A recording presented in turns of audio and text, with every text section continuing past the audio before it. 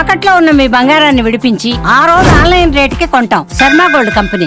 పశ్చిమాసియాలో యుద్ధ జ్వాలలు ఎగిసిపడుతున్న వేళ అగ్రరాజ్యం అమెరికా వేసిన ఒక అడుగు ఇప్పుడు ప్రపంచాన్ని వణికించేస్తుంది. అమెరికా తన అమ్ముల పొద్దులోని అత్యంత భయంకరమైనటువంటి ప్రాణాంతకమైన మినిట్ మ్యాన్ 3 ఖండాంతర అణుక్షిపణిని పరీక్షించింది. ఇది కేవలం పరీక్ష మాత్రమేనా, లేక ఇరాన్ను సర్వనాశనం చేసేందుకు వేసిన తొలి అడుగా? ఇప్పుడు ఇదే ప్రశ్న ప్రపంచ దేశాల గుండెలలో రైళ్లు పరిగెత్తేస్తుంది.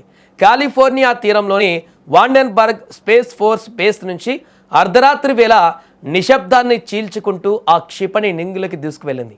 ఇది సాధారణ రాకెట్ కాదు, మానవ చరిత్రలోనే అత్యంత వినాశనకరమైన ఆయుధాలలో ఒకటి. సుమారు 6000 మైళ్ళ దూరాన్ని రెప్పపాటులో దాటేసి పసిఫిక్ మహాసముద్రంలోని మార్షల్ ఐలాండ్స్లో ఉన్న లక్ష్యాన్ని గురి తప్పకుండా ఛేదించింది. అసలు ఈ మినిట్ మ్యాన్ 3 కథ వింటేనే వెన్నుముకలో వణుకు పుడుతుంది. జపాన్లోని హిరోషిమా పైన అమెరికా వేసిన అణుబాంబు ఎంతటి విధ్వంసం సృష్టించిందో మనందరికీ తెలిసిందే. కానీ ఇప్పుడు పరీక్షించినటువంటి ఈ క్షిపణి ఆ బాంబు కంటే 20 రెట్లు ఎక్కువ శక్తివంతమైన అణు వార్ హెడ్లను మోసుకెళ్లగలదు.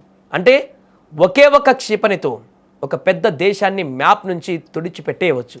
ఇది గంటకు 15,000 మైళ్ళ వేగంతో దూసుకు వెళుతుంది. అంటే అమెరికాలో కూర్చొని బటన్ నొక్కితే పట్టుమని 10 నిమిషాలలో ఇరాన్లోని ఏ నగరాన్నైనా బూడిద కుప్పగా మార్చేయగలదు. మరి ఇంతటి భీకరమైన పరీక్షను అమెరికా ఇప్పుడే ఎందుకు నిర్వహించింది?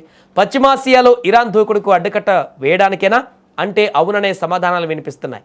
ఇరాన్కు ఇది గట్టి హెచ్చరిక. ప్రాణాల మీదకు వస్తే మీ ఉనికి లేకుండా చేస్తామని చెప్పకనే చెప్తున్నట్లుగా ఈ ప్రయోగం కనిపిస్తోంది. America air force global strike command ఈ పరీక్షను చాలా గోప్యంగా ఉంచి విజయవంతమయ్యాక వివరాలు బయటపెట్టింది.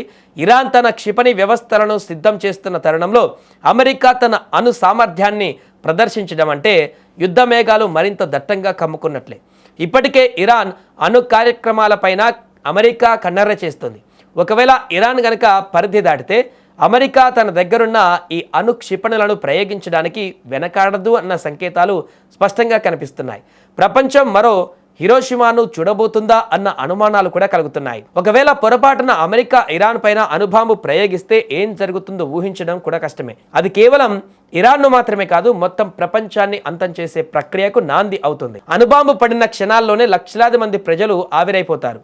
ఆ వేడికి ఇనుము కూడా నీరులా కరిగిపోతుంది. ఆ తర్వాత వచ్చే రేడియేషన్ ప్రభావం కొన్ని దశాబ్దాల పాటు ఉంటుంది. గాలి విషపూరితం అవుతుంది. నీరు తాగడానికి పనికిరాదు. పంటలు పండవు. పుట్టే పిల్లలు వికలాంగులుగా పుడతారు. అంతేకాదు, అది 3వ ప్రపంచ యుద్ధానికి దారితీస్తుంది. రష్యా, చైనా వంటి దేశాలు కూడా ఈ యుద్ధంలోకి దిగితే భూమి మీద మనిషి అనే జాడే లేకుండా పోతుంది. ఈ అణు పరీక్ష ఇరాన్ను భయపెట్టడానికే కావాలని, నిజంగా ఆ యుద్ధం రాకూడదని ప్రతి ఒక్కరూ కోరుకుంటున్నారు.